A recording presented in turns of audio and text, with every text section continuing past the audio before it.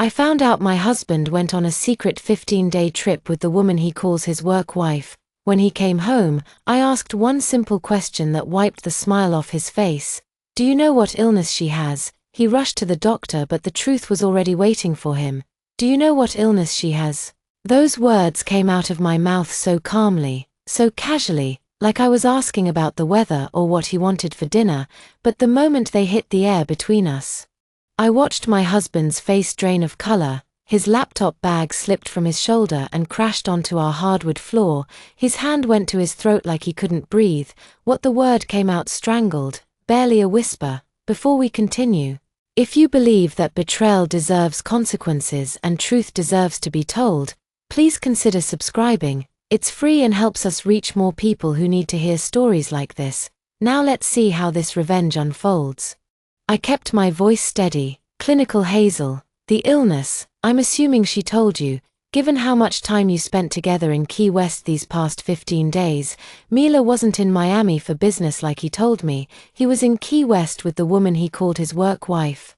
And I'd spent the entire 15 days he was gone gathering proof, credit card statements, Instagram photos, text messages he thought he'd deleted. I knew about the couple's massages, the romantic dinners, the secret apartment they'd leased together. I knew everything. But he didn't know that. I knew, not yet. And this question, this simple, terrifying question about a non-sexist the illness was just the opening move, the thing that would make him panic, make him run to a clinic, imagining the worst. Make him feel a fraction of the fear I'd lived with for 8 days. There was no illness. Hazel was perfectly healthy. But Milo didn't need to know that, not for a few more hours, anyway. Let me take you back to how this all started, to the moment I realized the man I'd loved for 11 years had become a complete stranger. I met Milo Brennan on a Tuesday morning at a coffee shop in Manhattan when I was 25 years old. I just started my first real job after graduate school, working at a non-profit that helped refugees settle in New York. The work was overwhelming and meaningful, in equal measure, and I was running on 3 hours of sleep and desperation for caffeine. The barista called out an order and handed me a black coffee. I stared at it, confused because I'd ordered a vanilla lot. Before I could say anything, the man behind me and mine spoke up. That's actually mine. But you look like you need the caffeine more than I do. He smiled when he said it. Not the practiced smile of someone trying to pick up women in coffee shops, but something genuine. The kind of smile that made his eyes crinkle at the corners. I'd laughed, tried to hand him the cup. And somehow we ended up talking for 20 minutes while both our drinks got cold. His name was Milo. He was 27, worked in corporate sales, and admitted he was also running late but couldn't bring himself to care anymore. He asked about my work, actually listened to my answers and remembered details. 2 days later, he showed up at my office with a vanilla latte and a napkin with his phone number written on it. That was Milo. Then Fuel, the kind of man who texted to make sure you got home safe after drinks with friends, who remembered your mother's birthday without being reminded, who brought you soup when you had a cold, even though he was terrified of getting sick himself. We dated for 2 years, not the whirlwind romance of movies, but something truey. We had dinner in cramped Brooklyn restaurants we couldn't afford, arguing good-naturedly about which neighborhood had the best pizza. We took weekend trips to the Catskills hiking trails. Neither of us was properly equipped for laughing. When we got lost, we had late-night conversations about the future we'd build together, the trips we'd take, the apartment we'd get, the life we'd create. He proposed on a Wednesday evening while we were doing dishes together in his tiny apartment. No grand gesture, no public spectacle, just in turning to me with sudsy hands and saying, "I want to do this forever. You, me, what do you think?" I said yes before he even pulled out the ring. We got married 2 years later in Prospect Park on a warm September afternoon. 60 people surrounded us, close friends and family, the people who mattered. My mother cried through the entire ceremony, dabbing at her eyes with tissues my sister kept handing her. Milo's father gave a toast about partnership and commitment that made even the cynical relatives tear up. We honeymooned in Maine, rented a cabin by the ocean, and spent a week eating lobster and reading books and planning our future. When we came back to reality, we moved into a 100-bedroom apartment in Crown Heights. It wasn't much cramped, kitchen, bathroom with questionable plumbing, radiator that clanked all night in winter, but it was ours. We argued about furniture placement. He wanted the couch facing the window for natural light. I wanted it facing the TV. We compromised by angling it diagonally. Satisfying neither of us but feeling like a victory for marriage anyway, we adopted a rescue cat from the shelter on Nostrand Avenue, an orange tabby with an attitude problem who hated everyone except Milo. We named her Pepper. I pretended not to be jealous that she'd curl up in his lap, but hiss when I tried to pet her. The years that followed were good, not perfect. Nobody's marriage is perfect, but solidly, reliably good. Milo climbed the corporate ladder at his sales job. He'd come home with stories about office politics and difficult clients, and I'd listen while making dinner. I managed community outreach programs at my nonprofit. The pay was terrible, but the work mattered. We helped people build new lives in a country that felt foreign and overwhelming. Money was always tight. We split grocery bills down to the dollar. We argued about whether we could afford to order takeout twice in 1 week, but we were building something, a partnership. A life that felt real and earned. We had our traditions. Every anniversary Milo would write me a card, not just sign his name to something store-bought, but actually write. He'd list reasons he loved me, memories from the past year, promises for the next. I kept every single card in a box under our bed on his birthday. Every year I'd bake his favorite lemon cake from scratch, the recipe his grandmother had used, written on a stained index card, I'd learned to decipher. These small rituals made us who we were, made us feel permanent. We talked about having kids, not immediately, but someday, and we had more space, more savings, more time. When the time is right, we'd say, pushing the decision into some vague future that always felt close but never quite arrived. We fantasized about buying a house eventually, maybe in Westchester. Maybe out on Long Island, somewhere with a yard and room for the children we'd have someday, a garden I'd probably kill through neglect, but would try to make anyway. We'd grow old together, retire to somewhere warm, become the embarrassing grandparents who gave too many gifts and the everyone's children. That was the foundation we'd built. 11 years of ordinary, unremarkable, real life. It wasn't glamorous, but it was ours. It was solid, or at least I thought it was solid. Then Hazel Pearson walked into our lives, and everything I thought I knew started to unravel. Milo mentioned her casually about 18 months ago.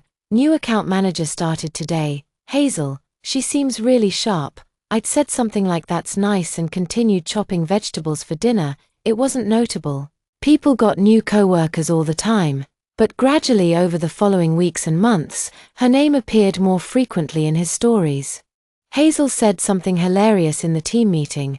Hazel had this brilliant idea for the client pitch. Hazel and I grabbed lunch to discuss strategy. I didn't think much of it initially. Milo had work friends that was healthy thermal. I had work friends too. Then the term started appearing, work wife Hazel's. Basically my work wife at this point. He'd said one evening laughing while telling me about some inside joke they shared. She knows what I'm thinking before I say it. It's kind of scary. Actually, I smiled, laughed along, said something supportive, because that's what good wives do, right? We trust our husbands. We don't turn into those jealous, suspicious women who see threats in every female colleague. But there was a small knot forming in my stomach, a quiet discomfort. I pushed down and ignored. I ignored how often Milo started checking his phone during dinner, how he'd angle the screen just slightly away from me when texting. I ignored the new cologne that appeared on our bathroom counter one day, something expensive and woody that I definitely hadn't bought him. I ignored the sudden gym membership after years of him claiming he was too tired to work out. I ignored how he'd come home from long days at the office, looking energized instead of exhausted. How he'd shower immediately instead of collapsing on the couch like he used to. How his work stories increasingly featured Hazel as the main character while I became the audience. I told myself I was being paranoid, that work was going well, and he was happy about it, that the cologne was probably something a co-worker recommended, that the gym membership was about getting healthier, maybe thinking about his upcoming high school reunion. I talked myself out of every single red flag because the alternative was too terrible to consider. We'd survived 11 years together. Graduate school, poverty, career changes, the death of his mother, my father's cancer scare, arguments about money and in-laws whose turn it was to clean the bathroom. We'd weathered everything life had thrown at us. Hazel was just a colleague, just a work wife, nothing more. That's what I told myself. That's what I needed to believe, because if I was wrong, if there was something more happening, it would mean that everything I'd built was a lie. That the man I'd trusted completely had been deceiving me, that our marriage, our partnership, our 11 years together was crumbling while I stood by, oblivious. I couldn't face that possibility, so I didn't. I ignored every warning sign, every instinct that told me something was wrong, every small change in his behavior that didn't quite add up. I ignored it all until 3 months ago, when Milo came home with news about a business trip to Miami. The trip that would finally force me to see what I'd been refusing to see all along. The trip where everything I'd been ignoring would become impossible to deny. But I'm getting ahead of myself. Let me tell you about that announcement, about how he sold me the lie so convincingly that I actually helped him pack for it. About how I kissed him goodbye and wished him luck, having no idea that I was sending my husband off on a romantic vacation with another woman. 3 months ago, Milo came home from work on a Tuesday evening with news he could barely contain. He was practically vibrating with excitement as he dropped his briefcase by the door. "I got it," he said, grinning wider than I'd seen in months. "The Miami account. They want me to lead the entire pitch." I looked up from the non-profit grant proposal I'd been reviewing at our kitchen table. "That's amazing. When do you present?" "That's the thing." He pulled out his laptop, already opening his calendar. "They want us down there for the full process, multiple presentation rounds, strategy sessions, relationship building. It's going to be about 2 weeks. 2 weeks, that was longer than his usual 3-order conferences, but this was clearly important to him. His entire face was lit up with the kind of professional pride I hadn't seen in a while. "The client is pretty demanding." I continued clicking through what looked like a detailed itinerary, back-to-back meetings, working dinners every night. "It's going to be intense, but this could change everything for my career." VP track Hessler, this is VP track material. I got up and hugged him. "I'm so proud of you. You've worked so hard for this." He held me tight, and I remember thinking in that moment how solid we felt. How lucky I was to have a partner whose success I could celebrate. How our life together was exactly what I'd always wanted. "When do you leave?" I asked. "Next Friday." "I know it's soon, but they want to move fast." He pulled back, looked at me with what seemed like genuine regret. "I'm going to miss you like crazy." "I'll miss you too, but it's only 2 weeks." I smiled, already thinking about how I'd surprise him when he got back, maybe plan a nice dinner, open that expensive wine we'd been saving. "Hey, what if I take some time off and come with you? I could explore Miami while you're in meetings. We could have the evenings together." His expression shifted just slightly, but I caught it, a flicker of something, panic, annoyance, before the smile returned. "That's sweet, but it wouldn't really work," he said, closing his laptop. "The meetings are going to run late into the evenings, sometimes until 10 or 11. I'd feel terrible leaving you alone in a hotel room every night. You'd be bored out of your mind." "I wouldn't mind. I could." "Isla," his tone sharpened. "This is work, important work. I need to focus completely on landing this account. I can't be worried about entertaining you or making sure you're having a good time. This is my career we're talking about." The words stung more than they should have. I felt myself pulling back, felt the familiar guilt of being too needy, too clingy, asking for too much. "You're right," I said quietly. "I'm sorry, I wasn't thinking." His face softened immediately. He reached for my hand. "Hey, I didn't mean it like that. This is a huge opportunity and I need to be completely focused. You understand, right?" I nodded it. I did understand, or at least I thought I did. The next 2 weeks before his departure, Milo threw himself into preparation. He practiced his presentations in our living room while I listened and offered feedback. He revised slides late into the night. He took conference calls at odd hours, always stepping into our bedroom and closing the door for privacy clients in a different time zone. He'd explain when I asked, easier to catch them early morning or late evening. I helped him pack. We stood at our bedroom closet together, debating which shirts looked most professional, which ties conveyed confidence without arrogance. I reminded him to pack his phone charger, his good dress shoes. The lucky cufflinks his father had given him the morning he left. I kissed him goodbye at our apartment door, straightened his collar, told him to make us proud. I'll call you every night.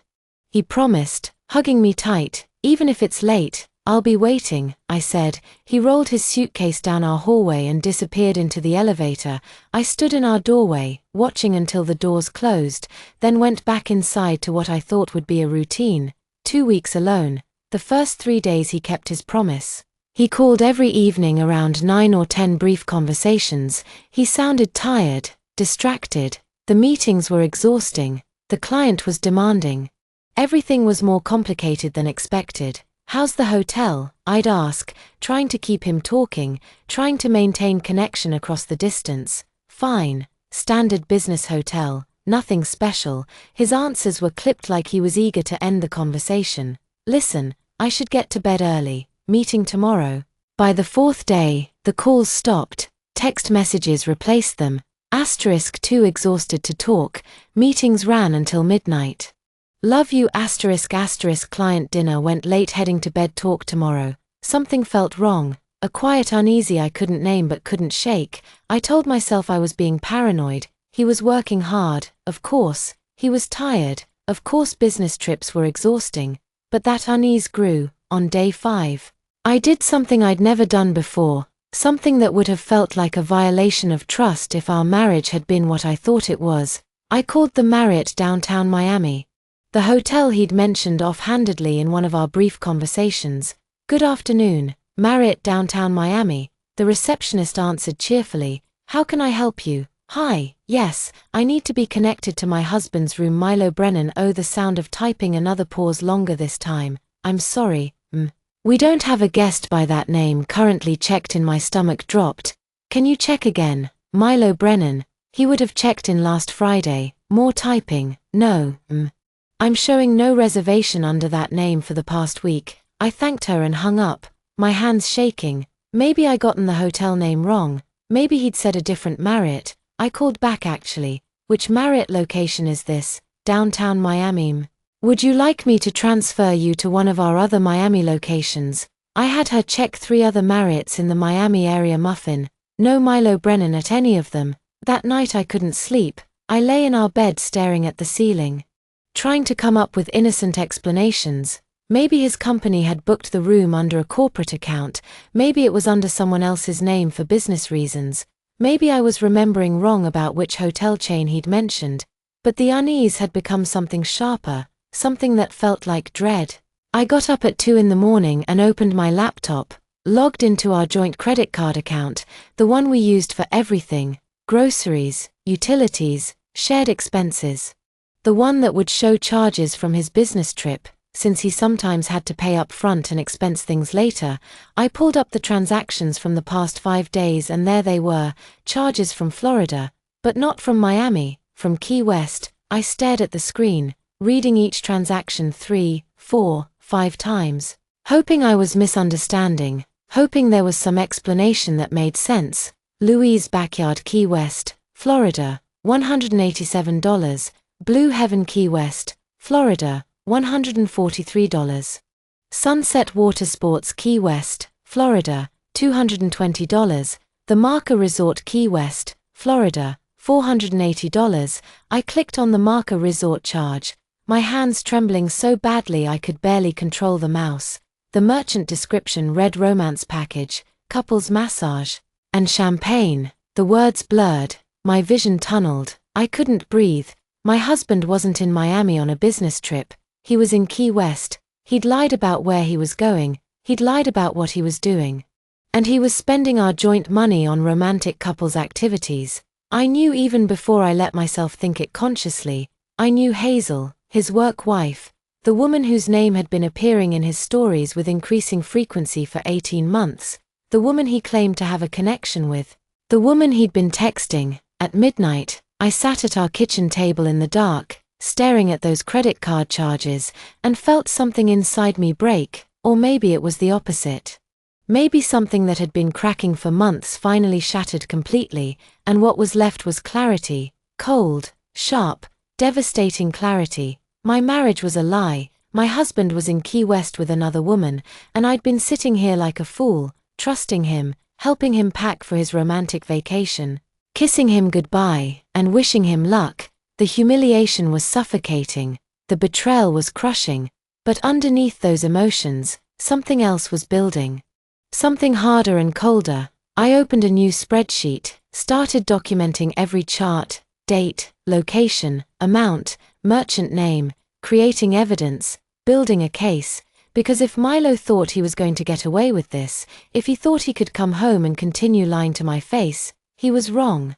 I was done being the trusting wife, done being the fool. I was going to find out exactly what my husband had been doing, and then I was going to make sure he faced every single consequence.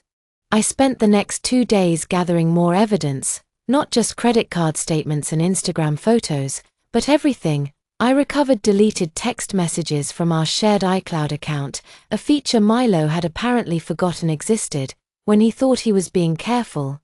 The messages went back 18 months. I read all of them, sitting crossed-legged on our bedroom floor with my laptop, forcing myself to absorb every word, even when it felt like swallowing glass.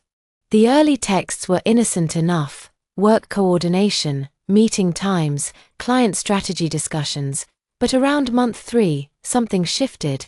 The messages became more frequent, more personal, inside jokes appeared, compliments that crossed professional boundaries. Milo, you looked amazing in that presentation today. Client couldn't take his eyes off you.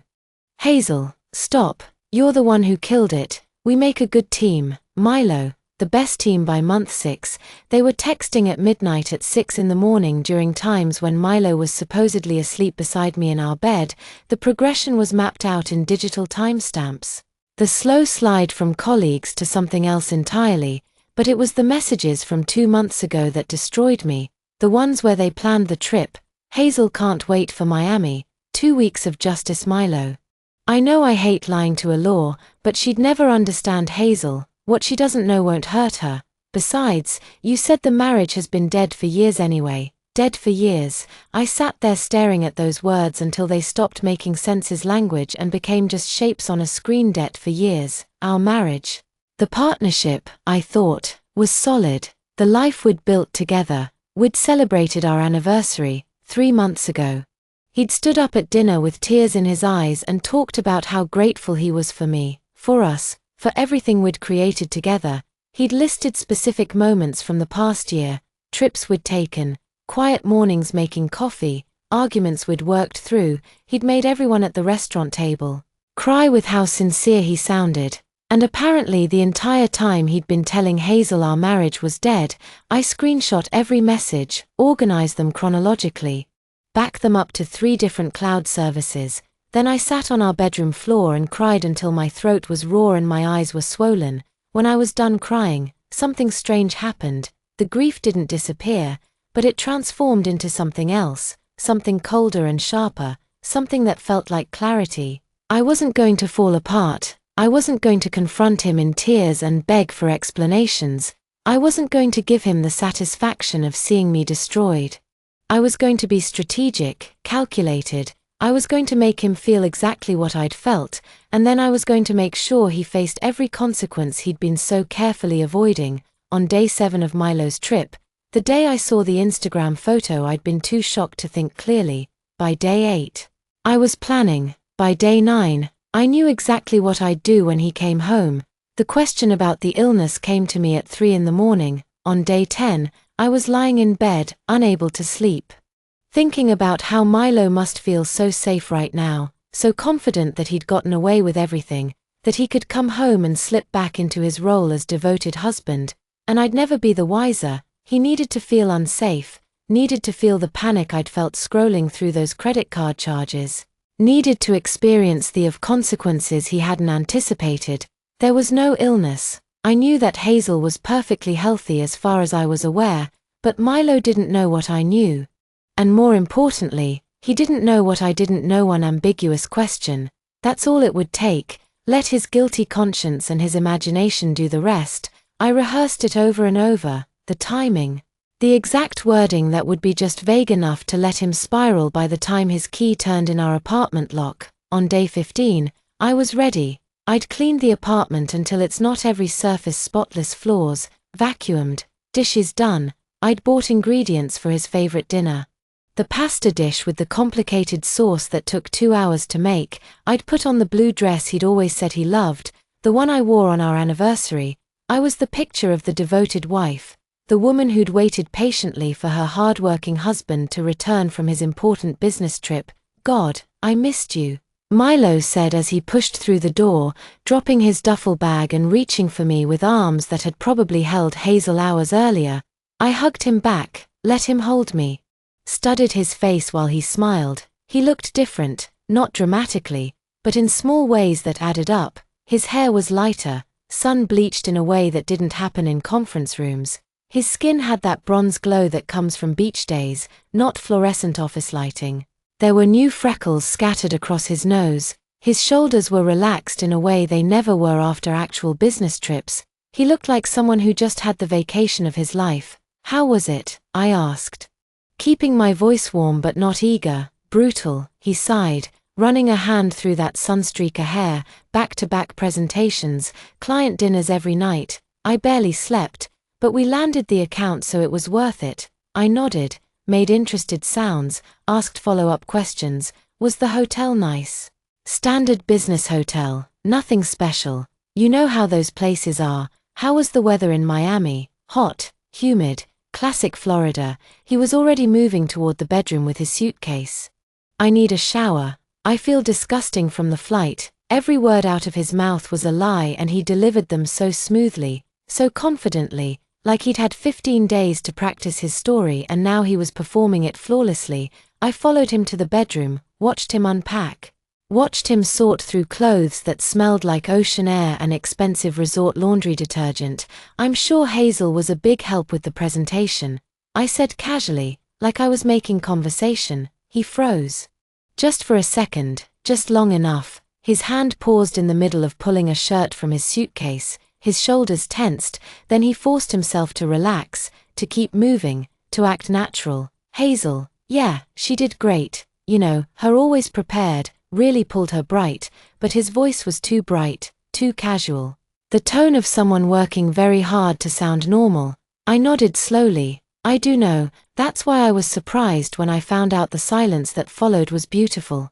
I counted it in my head, 3 seconds of him standing there, frozen, trying to figure out what I meant, what I knew, how much danger he was in. Found out what his voice had changed. The false brightness was gone now. He sounded wary. I didn't answer immediately, just looked at him, let the silence stretch, let his imagination start working, let him wonder. Then I turned and walked toward the kitchen. I'm making your favorite for dinner. I called over my shoulder the pasta with the complicated sauce. It'll be ready in about an hour. I heard him follow me, heard him hovering in the doorway, uncertain. His confident homecoming energy had evaporated completely. Now he looked like someone who just realized he might be standing on unstable ground. I pulled out vegetables, a cutting board, a knife, started prepping dinner with deliberate calm. Let him watch. Let him wonder what I knew. Let his guilt and paranoia do the work for me. Isla, his voice had an edge. Now, what did you find out? What are you talking about? I turned to face him, knife in hand, expression neutral, and then I asked the question that would change everything. Do you know what illness she has? The color drained from his face like someone had pulled a plug. His laptop bag, still slung over his shoulder, slipped off and crashed to the floor with a thud that echoed through our small apartment. What the word came out strangled, barely a whisper, kept my voice level, clinical, like I was discussing the weather. Hazel. The illness, I'm assuming she told you. Given how much time you spent together these past 15 days, I watched it happen in real time. Watched his hand go to his throat. Watched his face cycle through confusion, panic, horror. Watched him start making connections, imagining consequences, spiraling into exactly the fear I wanted him to feel. Isla, I don't, what are you talking about? But even as he said it, his other hand was reaching for his phone. Already planning to call Hazel, already panicking. It's serious, Milo. The kind of thing that doesn't just go away, the kind of thing that spreads through close contact. I paused. Let that sink in. You want to get tested today. Probably the clinic on Flatbush is open until 7. I turned back to my vegetables, started chopping the knife, hit the cutting board in steady, rhythmic thuds. Behind me I heard Milo's breathing accelerate. What illness? His voice was rising now, cracking. Esau. What the hell are you saying? What's wrong with Hazel? I didn't turn around, just kept chopping with meticulous precision. The clinic closes at 7, I repeated calmly. Hurry. I heard him frantically trying to call Hazel, once, twice, 3 times, each call going to voicemail. She's not answering here. Panic now. Esau, please tell me what's going on. What illness? What are you talking about? I set down the knife, turned to look at him. My husband of 11 years stood in our kitchen, white-faced and trembling, terrified of consequences he'd never considered when he was booking romantic getaways and lying to my face. Part of me felt satisfaction. A larger part felt absolutely nothing. Go get tested, Milo, I said quietly, then we'll talk. He stared at me for 3 more seconds, then he grabbed his keys and phone and ran the door, slammed his footsteps, thundered down the stairs. The building in trance crashed open, then silence. Only then did I let my hands shake. Only then did I grip the counter for support. Only then did I allow myself a small, bitter smile. There was no illness. Hazel was perfectly healthy. But for the next few hours Milo would sit in a clinic waiting room, imagining every worst-case scenario, feeling the panic and fear and dread I'd lived with for 8 days. It wasn't revenge yet, but it was a start. I stood in the kitchen for a full minute after Milo left, listening to the science settle around me. Then I walked to the wine rack and pulled out the bottle he'd been saving, a Pinot Noir from some boutique vineyard in Oregon that he'd talked about for months. For a special occasion, he'd said when he brought it home, something to celebrate. This felt special enough. The cork came out with a satisfying pop. I poured myself a generous glass and carried it to the living room where I'd hidden my evidence folder under a stack of magazines on the coffee table. I spread everything across our gray sectional like a detective laying out a crime scene. Credit card statements organized by date, Instagram screenshots with timestamps, text message transcripts I'd printed and highlighted, hotel receipts, a timeline I'd constructed with color-coded markers, green for suspicious behavior, yellow for confirmed lies, red for proof of the affair. Looking at it all laid out like this, I could see the complete picture. The affair hadn't started suddenly. It had been building for 18 months, each small choice leading to the next. The progression was mapped out in front of me like a roadmap of betrayal. My phone buzzed. Milo from what I assumed was the clinic waiting room. What illness? Hazel isn't answering. What illness? I took a sip of wine and didn't respond. Another buzz. 30 seconds later. Esau, please, I'm freaking out. What are you talking about? I set my phone face down on the coffee table and took another sip. Let him sit with that uncertainty. Let him imagine worst-case scenarios in Sterling waiting room. Let him feel the sick dread of not knowing, of consequences lurking just out of sight. I'd spent 8 days living with that feeling. He could handle a few hours. I pulled my laptop over and logged into our bank account, something nagging at the back of my mind. There had been a large withdrawal 3 months ago. $3,000 from our savings. When I'd noticed it at the time and asked, Milo had explained it away smoothly. Investment opportunity through work, he said. Short-term thing. We'll get it back with interest in 6 months. Trust me. I trusted him, of course I had. Why wouldn't I? But now sitting here surrounded by evidence of his lies, that explanation felt hollow. I started searching our apartment for any paperwork related to that transfer.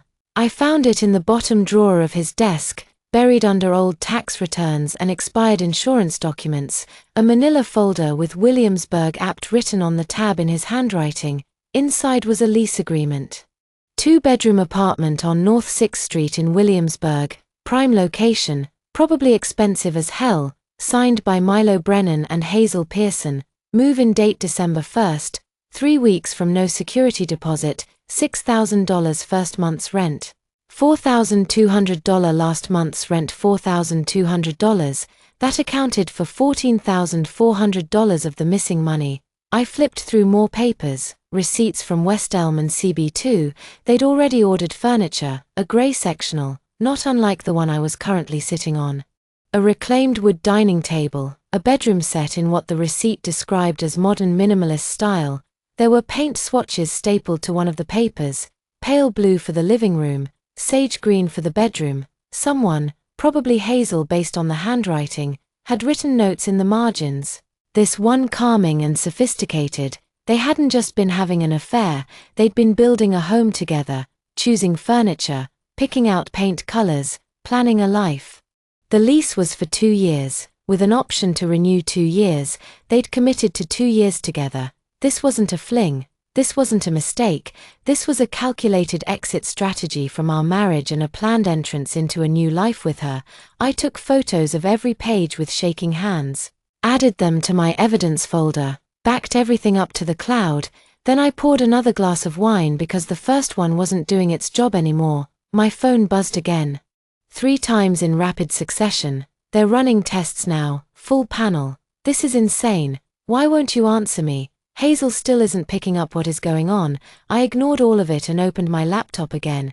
If Milo had hidden a lease agreement, what else was buried in our shared computer that I'd never thought to look for? I found his messages app still synced to the desktop.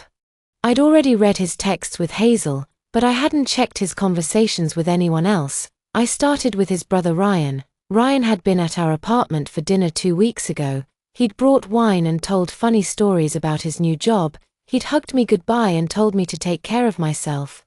He'd seemed genuinely warm and kind, but scrolling through his messages with Milo, I found something different from 3 months ago, right around when Milo signed that lease. Ryan, are you seriously doing this? Leaving Ilaw for your coworker Milo? It's not that simple. Esau and I have been drifting for years. Hazel gets me in ways Islam never did. Ryan, dude, you've been married 11 years. You don't just throw that away because someone at work gets you.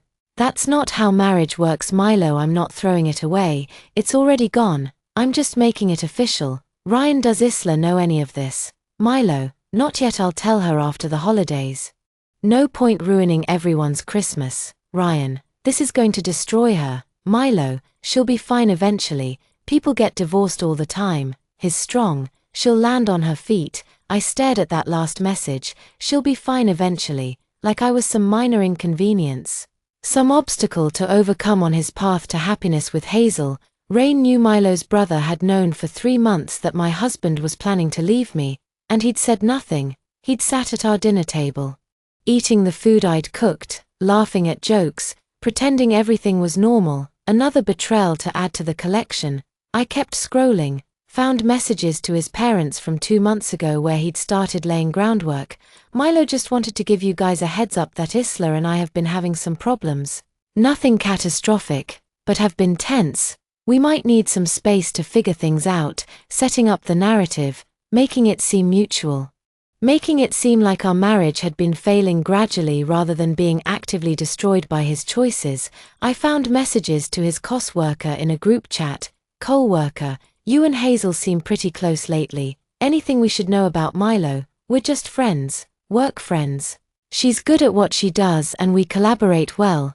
Different lies for different audiences. To Ryan, he admitted the affair but framed himself as the victim of a dead marriage to his parents. He suggested we were both struggling to his coworker. He denied everything to Hazel. He'd said our marriage had been dead for years. The sheer complexity of maintaining all these separate stories was staggering. He must have been exhausted keeping track of what he'd. Whom my phone rang this time instead of buzzing with a text. Milo calling. I let it go to voicemail. It rang again 30 seconds later, voicemail again, then a text, please pick up. They're asking me questions I don't know how to answer. What am I supposed to tell them? I took another sip of wine and went back to my laptop. There was one more thing I needed to check, one more timeline I needed to verify. I pulled up Hazel's text with Milo again, but this time I searched for a specific date. The day I'd miscarried, the day I'd called him 17 times and gotten 2 irritated responses. I found the messages easily. Hazel, 11:23 a.m. The exact time I'd been sitting in the waiting room. Can't believe we still have 5 more days here. This has been perfect. Milo, 11:31 am. I know I never want it to end. Real life is going to suck when we get back. Hazel, 11:45 am. We don't have to go back to real life. We could make this our real life. The apartment actually being together instead of hiding Milo 11:52 a.m. soon after the holidays. I promise just a couple more months and we can stop pretending. Hazel 12:03 p. I love you. Milo 12:07 p. I love you too. That entire exchange had happened while I was bleeding through my clothes in a hospital waiting room, while I was cramping and terrified and desperately trying to reach him, while I was losing our baby alone. He'd been texting his mistress about their perfect vacation and their future together and how much he loved her. I'd called him at 12:15 p.m. He'd answered, annoyed Esau, I'm in the middle of something. Can this wait? It couldn't wait. But I hadn't told him that hadn't wanted to burden him during his important business trip, had still been trying to be the supportive wife. The full weight of it hit me then, not just the affair, not just the lees, but the timing. The specific cruelty of him planning his exit from our marriage while I was losing the baby we'd made together. I'd spent the last 8 days wondering if maybe I could forgive him, maybe we could work through this. If maybe the affair was a symptom of problems in our marriage that we could address. But looking at these messages, looking at the timeline of his betrayal layered over the timeline of my loss, I knew there was nothing left to salvage. Milo hadn't made a mistake, he'd made hundreds of choices, each one deliberate, each one moving him further away from me and closer to her, and he'd done it all while I was being faithful, trusting, devoted. I'd been a fool, but I was done being a fool. My phone buzzed again, leaving clinic. Now we need to talk. I set down my wine glass, closed my laptop, gathered the evidence scattered across the couch organized it back into my folder. When Milo came home this time, I wouldn't be asking cryptic questions, I'd be showing him exactly what I knew. And then I'd watch him try to explain his way out of the truth. For hours after he'd fled to the clinic, I heard Milo's key in the lock again. This time there was no confident energy, no easy smile. The door opened slowly, cautiously, like he wasn't sure what he'd find on the other side. He looked terrible, his face was pale, almost grey, his eyes were red-rimmed and hollow, his shirt was wrinkled, like he'd been gripping it in his fists. He stood in the doorway without entering, like he was afraid to cross the threshold. There's nothing wrong with me, he said, his voice flat.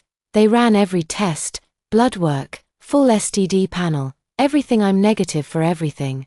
I was still on the couch where I'd spent the last 4 hours, wine glass in hand, evidence folder beside me. I turned off most of the lights, leaving only the single lamp by the window. The dim lighting made the space feel smaller, more oppressive, more like an interrogation room than a home. That's good news, I said, taking a slow sip of wine. Is it? He finally stepped inside, closed the door behind him, but stayed leaning against it like he needed the support because he sent me to a clinic thinking I'd been exposed to. To what exactly? Never said what illness Hazel supposedly has. His voice wavered between relief and confusion, between gratitude that he was healthy and anger that I'd put him through that panic.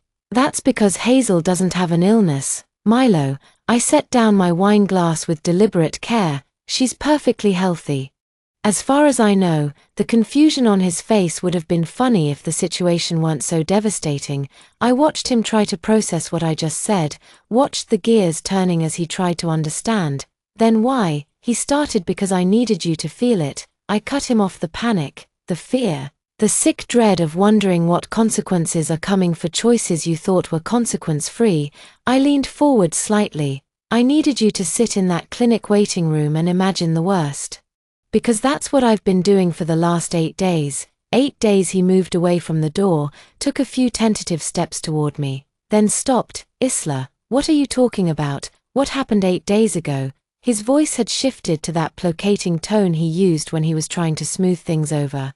The tone that used to work on me because I wanted to believe everything was fine, the tone that made me feel like I was overreacting or being unreasonable. But I wasn't that woman anymore. I picked up my phone from the coffee table, opened Sarah's email, held up the Instagram screenshot so Milo could see it clearly. I watched his face change, watched shock register first, then recognition, then something that looked like resignation, the mask he'd been wearing. The concerned, confused husband crumbled completely. Key West. I said quietly, not Miami with Hazel for 15 days. He opened his mouth, closed it. Your explanation before you insult me with some story about last-minute itinerary changes or mandatory team-building exercises or whatever lie you've prepared, I know everything. I reached for my evidence folder, opened it, pulled out the first credit card statement. I know you charged a couple's massage to our joint credit card, $480 for the romance package at the Marca Resort, champagne and chocolate-covered strawberries included. I set it on the coffee table between us. I know you had dinner at Latitudes on Tuesday night, 65 entries.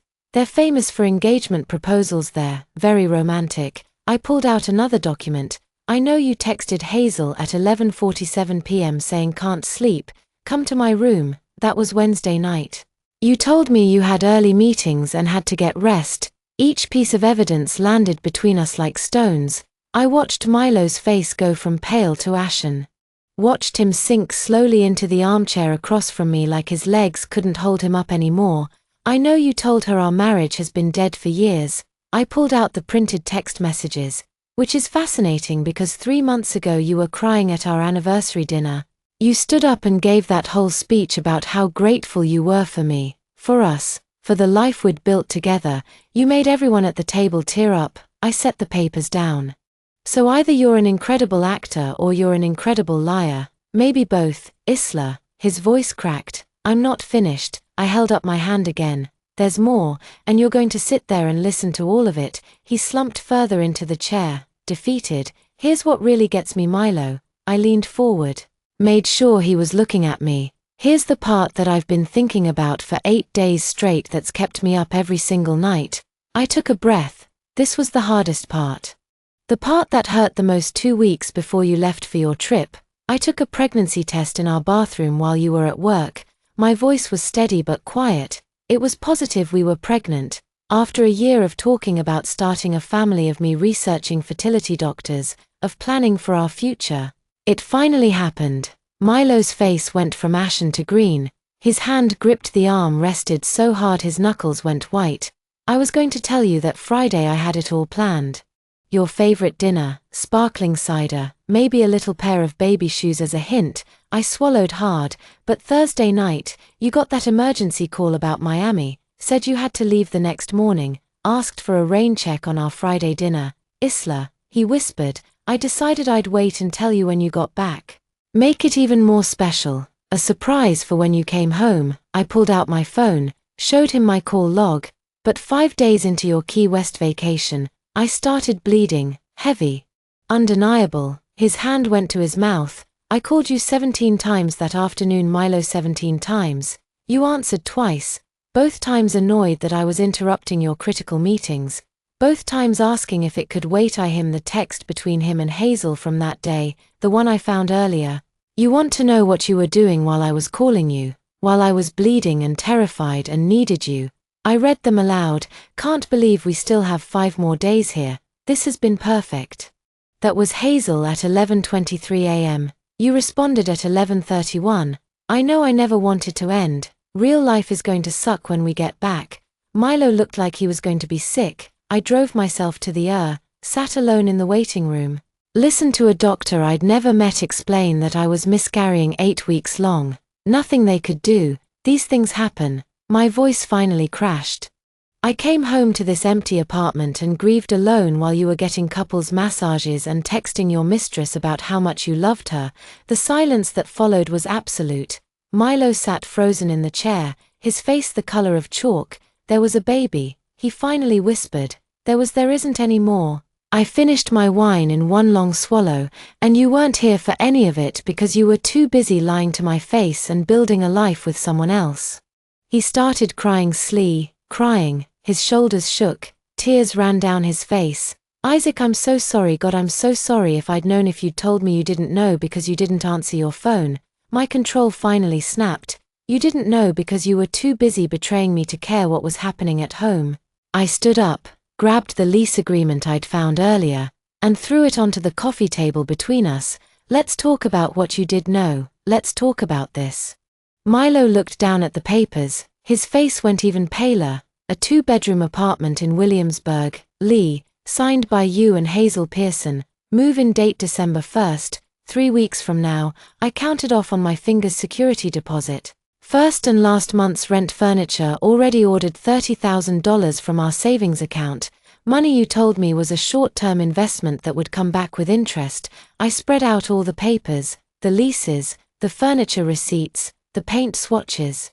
You've been planning this for months, Milo, not just the affair, the exit. You were going to wait until after Christmas so you wouldn't look like the bad guy who abandoned his wife during the holidays. Then you tell me some story about how we'd grown apart, how it was mutual, how these things just happened. Sometimes I pointed to the furniture receipts. You picked out a couch with her, a dining table, a bedroom set. You chose paint colors, pale blue for the living room, sage green for the bedroom. Every word was a hammer blow. Milo sat there with his head in his hands, shoulders shaking, but I couldn't stop. He signed a 2-year lease. Milo, 2 years. This wasn't a mistake. This wasn't a moment of weakness. This was systematic planning. This was you deliberately building a new life while lying to me every single day. How did you find all this? His voice was muffled by his hands. Does it matter because you got sloppy because you underestimated me? I laughed, bitter and sharp. You thought I was too trusting to question you, too comfortable in our marriage to suspect anything, too invested to look for evidence. I gestured to the Instagram photos still displayed on my phone. He got caught by social media. Milo, some random woman at a bachelorette party, posted a photo of you and Hazel looking like newlyweds at a romantic restaurant, my college roommate's cousin. She recognized you and sent it to Sarah, who forwarded it to me. I shook my head. All your careful planning, all your separate lies to different people, all your encrypted text messages and secret credit cards, and you got caught because you forgot about Instagram. Milo finally looked up at me. His face was wet with tears, his eyes were red and swollen. I never meant to hurt you, he said, but you did. You are. I stayed standing. Every second you sit there trying to make yourself feel better with apologies doesn't change anything. The silence stretched between us. Outside I could hear traffic from the street, someone's TV playing through the thin walls, normal life continuing while ours fell apart. What happens now? Milo finally asked. I looked at him, this man I'd loved for 11 years, this stranger who'd become a person I didn't recognize. Now, I said quietly, do you leave? You leave. The words hung in the air between us. Milo stared at me like he was waiting for me to take them back, to soften them, to give him some opening to negotiate. I didn't. You can't be serious, he finally said. So we need to talk about this. We need to figure out. There's nothing to figure out. The apartment is in my name. You're the one who had the affair. You're the one who stole from our savings. You're the one who lied for 18 months. I crossed my arms. So you're the one who leaves. He stood up slowly like his legs weren't working properly. Where am I supposed to go? I don't care, your brothers. A hotel. The apartment in Williamsburg you already rented. I walked to the door and opened it. Just not here, not tonight. Milo grabbed his phone from the coffee table, started dialing. I watched him try Hazel's number once, twice, 3 times, each call going straight to voicemail. She's not answering, he said, panic creeping into his voice. Why isn't she answering?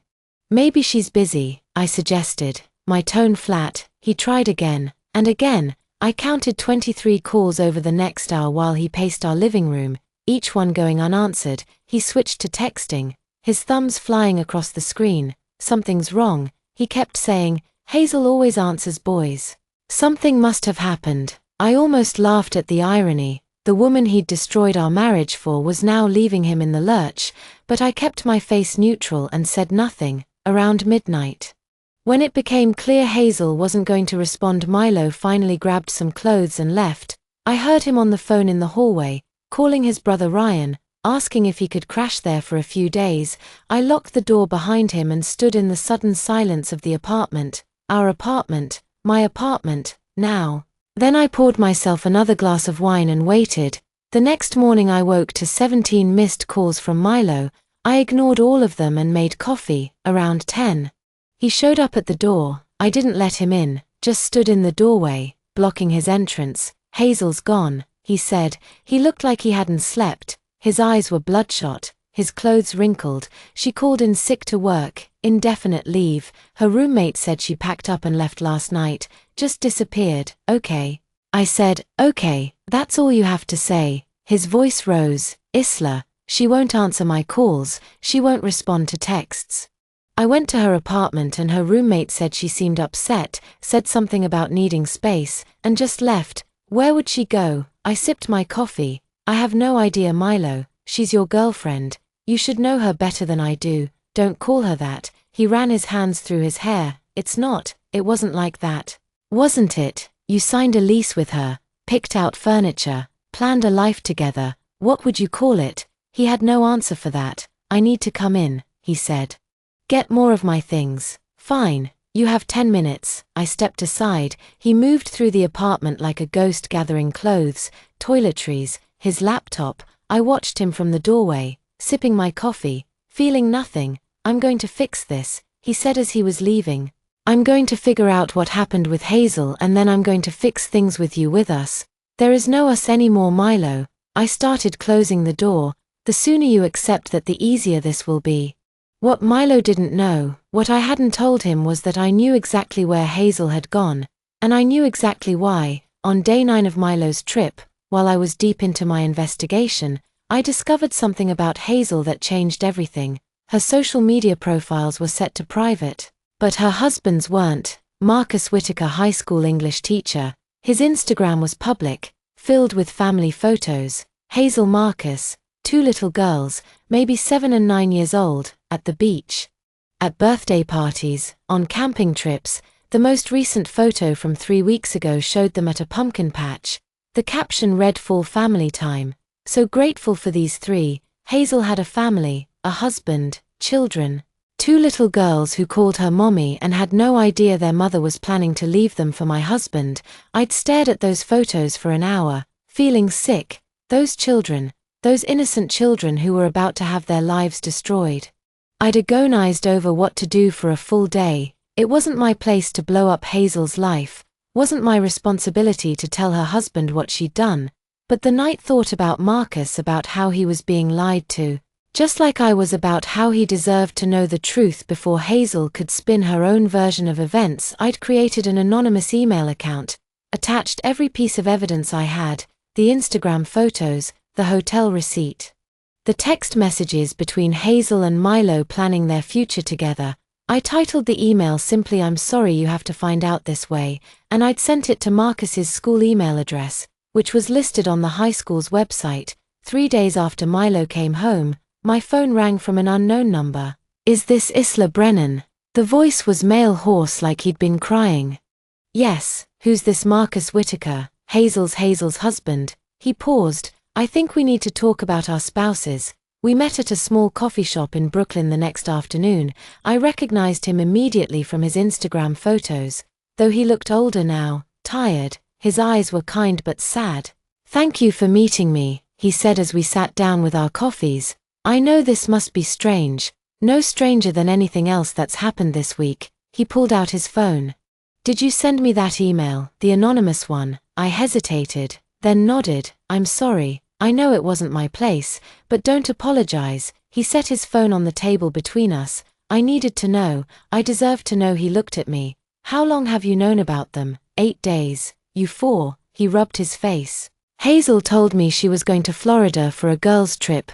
Old college friends said they'd been planning it for months." He sent me photos every day, beaches, restaurants, telling me she missed me and the girls. Milo told me it was a work trip to Miami. Critical client pitch sent me photos of conference rooms. Marcus shook his head. They coordinated everything, the timing, the whys. She even used old photos of our daughters and posted them as Instagram stories. So I'd think everything was normal. I showed him my credit card statements. They charged everything to our joint accounts. $480 for a couple's massage, romantic dinners every night. I found their lease. Marcus said quietly for the apartment in Williamsburg. She told me she'd withdrawn $15,000 from our savings for a teaching certification program. It was her half of their secret love nest. His voice cracked. "My daughter's college fund.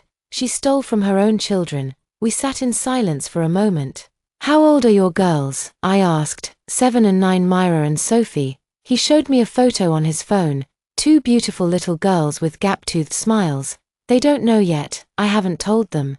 How do you explain that? Mommy chose someone else's husband over her own family. My throat tightened. I'm so sorry, Marcus. I keep thinking about what I missed. He said the signs she started dressing differently about 6 months ago, bought new clothes, went to the gym, more, was on her phone constantly, and I actually thought she was just feeling good about herself being healthy. I never imagined I did the same thing. I admitted Milo started wearing cologne I didn't buy.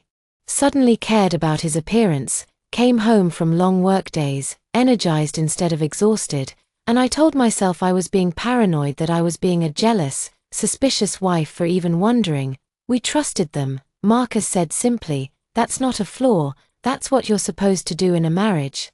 We ordered more coffee, then lunch. The conversation stretched from 1 hour to 3, 2 strangers bonded by the same betrayal, comparing notes, sharing evidence, finding comfort and not being alone. I filed for divorce yesterday, Marcus said, as we were finishing our second round of coffee. My lawyer said I have a strong case. The affair, the financial deception, the abandonment of our children. I'm meeting with a lawyer next week. I said I have all the evidence documented, credit cards, text messages, the lease agreement, everything. Marcus was quiet for a moment, then he looked at me. What if we filed on the same day, a solidarity thing? Show them that their victims aren't just rolling over. The idea appealed to me. I like that, a united front. We exchanged lawyer information, shared our evidence files, made plans to stay in touch through the process. As we stood outside the coffee shop preparing to leave, Marcus said, "Thank you for sending that email. For giving me the truth. My daughters deserve better than a mother who lies to them, and I deserve better than a wife who steals from us to build a life with someone else." I hugged him, this stranger who somehow understood me better than anyone else. "Right now we're going to be okay," I said. The words felt more real this time. Eventually, he agreed. He squeezed my hand. "Take care of yourself, Isla." I watched him walk away, disappearing into the Brooklyn afternoon. Then I stood there for a moment, breathing in the cold November air, feeling something shift inside me. I'd spent the past week focused on Milo's betrayal, on my own pain and anger. But talking to Marcus, seeing the collateral damage, those 2 little girls who were about to have their world shattered, made it all feel more real, more consequential. This wasn't just about me and Milo anymore, it was about Hazel's children, about Marcus, about all the people affected by 2 selfish people who'd thought only about what they wanted. My phone buzzed. Milo again. "Please, can we talk? I need to understand what happened. Where did Hazel go?" I looked at the message for a long moment, then I typed back, "Ask her husband." I sent that text to Milo, "Ask her husband," and watched the 3 dots appear, immediately disappear here again. Then nothing. 10 minutes later my phone rang. I let it go to voicemail, then it rang again and again, finally a text. "What husband? What are you talking about?" I didn't respond. Let him figure it out. Let him realize that Hazel had been lying to him just as much as he'd been lying to me. The next morning I had an appointment I'd made a week ago, one I hadn't told Milo about. Victoria Nash's office was in downtown Brooklyn, all glass and steel and expensive minimalism. She came highly recommended, a divorce attorney with a reputation for being ruthless when she needed to be and strategic. Always, I walked in with my evidence folder, now expanded to over 60 pages, every credit card statement, every text message, every receipt, the lease agreement, the Instagram photos. Marcus's contact information in case we needed him to testify. Victoria's assistant led me to a conference room. Floor-to-ceiling windows overlooked the Brooklyn Bridge. The furniture was sleek and modern. Everything about the space said I win. Victoria walked in 5 minutes later, mid-40s. Impeccably dressed, with the kind of confident presence that made you trust her immediately. "Isla Brennan." She extended her hand. "Victoria Nash. Thank you for coming in." We sat across from each other at the conference table. I slid my folder toward her. "I need a divorce," I said, "and I need to make sure my husband faces every consequence for what he's done." Victoria opened the folder, started reading. I watched her face remain professionally neutral as she went through page after page of evidence. When she finally looked up, she smiled, not a warm smile.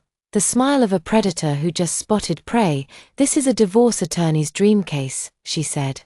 "Documented affair spanning 18 months, misappropriation of marital funds, secret apartment lease signed without your knowledge, abandonment during a medical emergency." She tapped the folder. "The judge is going to absolutely crucify him." Something in my chest loosened slightly. Validation, professional legal validation that what Milo had done was as bad as it felt. "The secret apartment is especially damning," Victoria continued. "This isn't a moment of weakness or a mistake, this is premeditated abandonment. He was planning his exit while stealing from your joint savings." She flipped to another page. $30,000 without your knowledge or consent. That's financial fraud. She looked at me directly. "What do you want out of this, Isla? What's your goal?" I'd been thinking about this question for days. "I want the apartment, send my name anyway. But I want official, I want compensation for every dollar he spent on her, every romantic dinner, every hotel room, every expense that should have been our but went to them." I paused, "And I want the truth on record. I want it documented that he had an affair, that he stole from me, that he abandoned me during a medical. I don't want him able to tell people we just grew apart or make it sound mutual. I want everyone to know exactly what he did." Victoria nodded, making notes. "Then we file for fault, divorce, citing adultery and financial misconduct.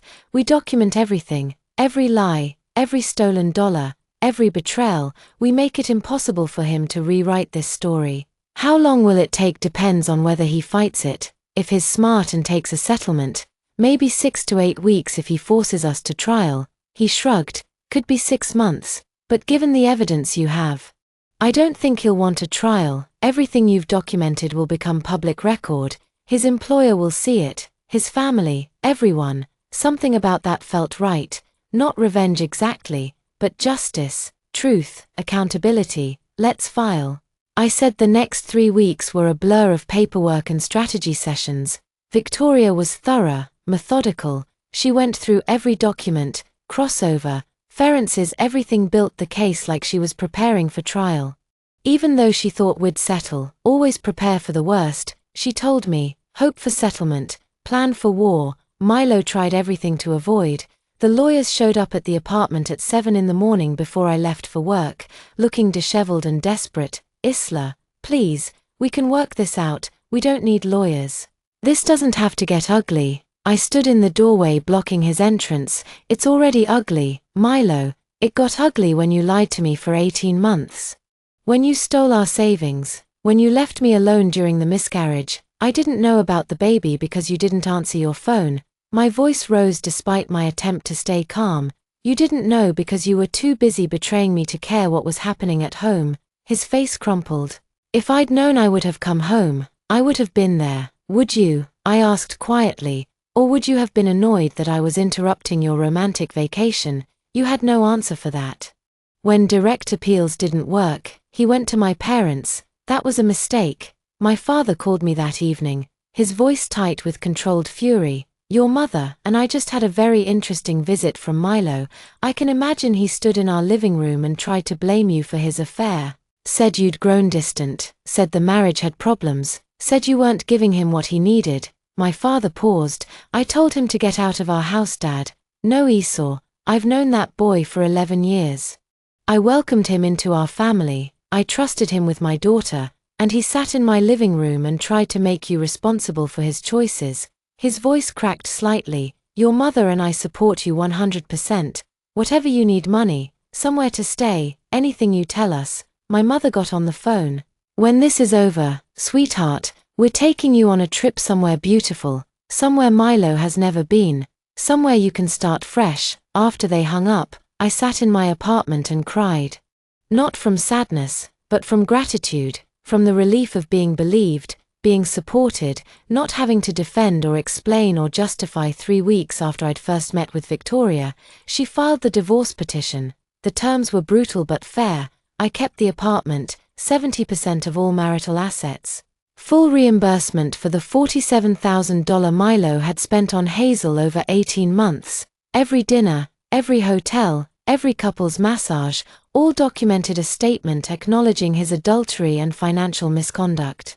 And Milo would pay all legal fees, both his lawyer's and mine. When his lawyer delivered the terms, Milo called me within the hour, 70%. His voice was high-strained. So that's insane. No judge would ever award you that much. I'd been expecting this call, had rehearsed my response. Actually, Victoria thinks a judge would award me more once they hear about the financial fraud, the secret apartment, the abandonment during a medical emergency. 70% is generous. This is vindictive.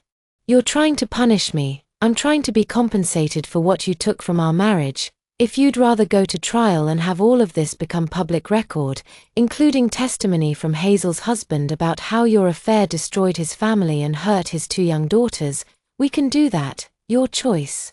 Silence long and heavy. Hazel's husband knows his voice was barely a whisper. Marcus knows everything we've compared. Notes he's willing to testify about the impact on his children if this goes to trial. More silence. You contacted him. It wasn't a question. You told him. I gave him the same truth. I got the same evidence. He deserved to know what his wife was doing. You destroyed everything, Milo said, his voice hollow. You systematically destroyed both our lives. I documented what you destroyed. I corrected. There's a difference. You made the choices. You had the affair. You stole the money. You signed the lease. I just made sure everyone knew the truth. He hung up without responding. 6 weeks later we reached a settlement. Milo's lawyer had advised him that going to trial would likely result in worse terms. That a judge who heard about the Masquerita abandonment and saw all the documented financial fraud would not be sympathetic. Milo agreed to everything. 70-30 split, full reimbursement, acknowledgement of fault, payment of all legal fees. The signing happened in Victoria's conference room on a grey January morning. Milo arrived looking like he'd aged a decade, hollow-eyed, thinner, defeated. We sat across from each other while lawyers shuffled papers. Neither of us spoke. The only sounds were pages turning and pens scratching. When it was time to sign, Milo hesitated, his pen hovering over the paper. I really did love you, Isla. His voice was quiet. I know you don't believe that, but I did. I got lost. I made terrible choices. I'm sorry. I looked at him. This man I'd built 11 years with. This stranger who destroyed everything we'd created. Sorry doesn't undo anything I said. It doesn't bring back the baby. It doesn't erase the lies. It doesn't rebuild trust. It's just a word people say when they want to feel better about themselves. I signed my name. He signed his. Just like that, it was over. Milo left without looking back. Victoria shook my hand, told me I'd done the right thing. I gathered my things and walked out into the cold January afternoon. Somewhere in the city, Milo was processing the end of his marriage. Somewhere in Connecticut, Hazel was dealing with her own divorce. And here I was, standing on a Brooklyn street corner, legally free. I waited to feel something, relief, satisfaction. Victory is that I just felt empty, but it was a different kind of empty than before, not the hollowness of betrayal, the clean circulation of a finished chapter of a door closing, so another could open. I pulled out my phone and texted Marcus, "It's done, settlement signed, how are you holding up?" His response came quickly. Same sign mine yesterday, the girls are adjusting Foley. How are you? One day at a time. I typed back, that's all any of us can do, he replied. I put my phone away and started walking, not toward home yet, just walking through Brooklyn, past coffee shops and bookstores, past couples holding hands and parents with strollers, past all the normal life continuing around me. For the first time in weeks, I felt like maybe I could eventually be part of that normal life again. Not yet, but someday. I walked through Brooklyn for over an hour after leaving Victoria's office, past the bookstore on Court Street, where Milo and I used to browse on Sunday mornings, past the Italian restaurant where we'd celebrated our 5th anniversary, past the park where we talked about buying a house someday, raising kids, growing old together. Every block held a memory, every corner a ghost of who we used to be. By the time I got back to the apartment, it was dark. I stood in the doorway for a moment before going inside, suddenly aware that this was my space now, completely mine. No one else's belongings mixed with mine, no one else's schedule to coordinate with, no one else's preferences to consider, just me. I walked through the rooms slowly, seeing them differently, the couch where I'd confronted Milo, the kitchen where I'd asked about the illness, the bedroom where he'd packed for Key West while lying to my face. Every space held the ghost of our marriage, the weight of what used to be here and wasn't anymore. I spent the next week in a strange fog, going to work, coming home, existing but not really living. My COS worker tiptoed around me, offering sympathetic looks but not asking questions. My boss gave me lighter assignments without comment. Everyone knew I was getting divorced. No one knew what to say about it. The following Saturday, I decided to pack up Milo's remaining things, the items he'd left behind when he grabbed clothes that first night, his books on the shelves, his coffee mugs in the kitchen, the framed photo from our wedding that I'd taken down but hadn't thrown away. I worked methodically, boxing everything with the same systematic precision I'd used to gather evidence. Each item went into a box labeled with masking tape: his clothes, his books, his miscellaneous items. 12 years of accumulated life reduced to cardboard and packing tape. I texted him when I was done. "Your things are packed. Pick them up this weekend." He showed up Saturday morning with hired movers. I watched from the living room window as they loaded box after box into a truck. Milo stood on the sidewalk, hands in his pockets, looking small and defeated. For a moment I almost felt sorry for him. Almost. Then I remembered the couple's massage, the romantic dinners, the 17 unanswered calls while I was losing our baby, and the sympathy evaporated. After they left, I sat in the empty living room and cried, not for Milo, not for the marriage, but for the woman I'd been 3 months ago. The one who'd trusted completely, who'd believed in forever, who'd thought love was enough. That woman was gone, and I mourned her. My mother showed up around 7 that evening, let herself in with the spare key I'd given her years ago. She didn't ask if I was okay, didn't offer platitudes about time healing wounds. Just sat beside me on the couch and held my hand while I cried. When I was done, she made tea, ordered Thai food from the place down the street. Stayed the night sleeping beside me like she used to when I was little and had nightmares. "You're going to be okay," she whispered in the dark. "It doesn't feel like it now, but you will be." I wanted to believe her. 2 weeks after the divorce was finalized, Sarah came down from Boston for the weekend. We met at a wine bar in Park Slope, settling into a corner booth with a bottle of Pinot Grigio. "Tell me everything," she said from the beginning. So I did the Instagram photo. The credit card charges, the confrontation, the miscarriage, the divorce settlement, all of it. Sarah listened without interrupting, her expression cycling through shock, anger, and something that looked like fierce pride. "The miscarriage," she said. "When I finished, Isla, you went through that alone. Why didn't you call me?" "Because I was ashamed," I admitted. "I felt stupid for not seeing the affair earlier, like I should have known, like I'd failed." "Somehow you didn't fail, he did." Sarah grabbed my hand across the table. "He betrayed you in the worst possible way, and you survived it. More than survived, you fought back." That question about the illness, she laughed, despite the serious conversation. "That was brilliant, terrifying, but brilliant." We ordered a second bottle of wine. "What you did?" Sarah continued gathering evidence, demanding accountability, sending that email to Hazel's husband that wasn't vindictive, that was self-spreading. "You refused to let them rewrite history." She raised her glass to you, to surviving betrayal with your dignity intact, to being the kind of strong that scares mediocre men. We clinked glasses, and for the first time in months, I felt something warm in my chest. Not happiness, exactly, but the possibility of it. The knowledge that someday I might feel normal again. A month after the divorce, Marcus texted me. "Custody hearing went well. Girls are staying with me. How are you holding up?" We've been checking in sporadically, 2 people bonded by the same betrayal, offering support from our unique position of understanding. "One day at a time," I replied. "How about you?" "Same. But we're still standing. That counts for something." We made plans to meet for coffee the following week. Marcus looked better than he had at our last meeting, less hollow, more present. There was color in his face again, life in his eyes. "I told the girls yesterday," he said, stirring sugar into his coffee. "Age-appropriate version, just that Mom and Dad weren't going to be married anymore, that Mom made choices that hurt our family." "How'd they take it?" "Better than I expected. Worse than I hoped." He smiled, sadly. They asked if it was their fault, broke my heart. I told them absolutely not. That this was grown-up stuff they didn't need to worry about. We talked about logistics, his plans to stay in their house for stability, my consideration of moving to a different neighborhood, the practical details of rebuilding.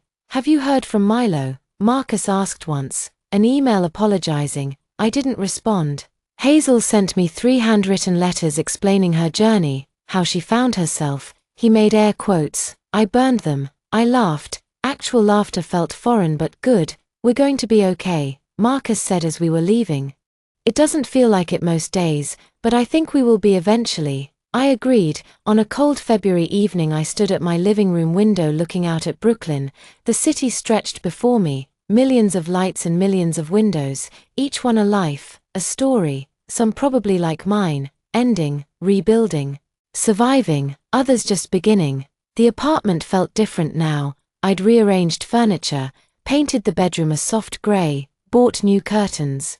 Small changes that made the space feel more mine in less hours. My phone buzzed, a text from an unknown number. Hi Ilor, this is James from your building. We've crossed paths a few times in the lobby. Anyway, some neighbors are getting drinks tomorrow night if you'd like to join. No pressure. Just thought you might want to get out, James. Foresee the guy with the kind smile who always held the elevator, who'd asked how I was doing during the worst of the divorce. Who seemed genuinely nice without any agenda, a drink with neighbors, normal people doing normal things. It felt terrifying and exciting in equal measure. Maybe I typed back, can I let you know tomorrow? Of course, hope you come. I sat down my phone and looked back at the window at my reflection in the glass. At the woman looking back at me. She looked older, tired, but also stronger somehow, like she'd been through fire and come out. The other side changed but intact. I wasn't healed. Wasn't whole, but I was surviving. The woman who'd helped Milo pack for his business trip felt like a stranger now. That version of me had been naive, trusting, willing to ignore instincts in favor of comfort. I'd become someone different, someone who demanded honesty, who knew her worth, who wouldn't accept lies over truth, no matter how uncomfortable the truth was. Somewhere in this city Milo was rebuilding his life after losing everything. Somewhere Hazel was trying to repair her relationship with her daughters, and here I was standing in my apartment, contemplating drinks with a neighbor, taking the first small step towards something new. I wasn't ready to trust again, wasn't ready to open myself up to the vulnerability that relationships required. Maybe I wouldn't be for a long time, but maybe that was okay. Maybe healing didn't mean rushing into the next thing. Maybe it meant learning to be alone without being lonely. Learning to be enough on my own. I turned from the window and looked around my apartment, my space, my life, my future that was uncertain but entirely mine. Tomorrow, maybe I'd go get those drinks, maybe I wouldn't. But the point was that it was my choice, my decision, my life to build however I wanted. I made dinner, called my mother to chat about nothing important, watched a movie. I'd been meaning to see normal things, small things. The building blocks of a life being rebuilt one day at a time. Outside February, wind rattled the windows. Inside, I sat in my space, warm and safe and quiet, and for the first time in 3 months, that quiet didn't feel lonely, felt like peace, not complete peace, not the kind where everything was resolved and healed, but the beginning of it, the first small stirring of something that might eventually become okay. I got ready for bed, brushed my teeth, changed into pajamas. Ordinary rituals that felt significant somehow in their normalcy. As I turned off the lights, I thought about that question I'd asked Milo. Do you know what illness she has? It had been psychological warfare, calculated cruelty, designed to make him panic, to make him feel a fraction of what I'd felt. And it had worked perfectly. But looking back now, I realized it had been more than that. It had been the moment I stopped being a victim and became something else, someone who fought back. Someone who demanded accountability, someone who survived. I climbed into bed and pulled the covers up. Outside, Brooklyn continued its endless motion. Inside, I lay in the darkness and let myself feel the weight of everything that had happened, the betrayal, the grief, the anger, the revenge, the settlement, the ending, and underneath it all, quiet but growing, the possibility of a new beginning. I wasn't there yet, but I would be eventually. And that, I told myself as I drifted towards sleep, had to be worth something. It had to be this story of calculated revenge. Had you hooked from that first question? Hit that like button right now. My favorite part was when Esau asked about the illness and watched Milo's face drain of color. What was your favorite moment? Drop it in the comments below. Don't miss more jaw-damping stories like this. Subscribe and hit that notification bell so you never miss an upload. Alright, that's the end of today's story. If you enjoyed this video, please subscribe. We'll keep updating with more exciting stories, and we look forward to seeing you next time.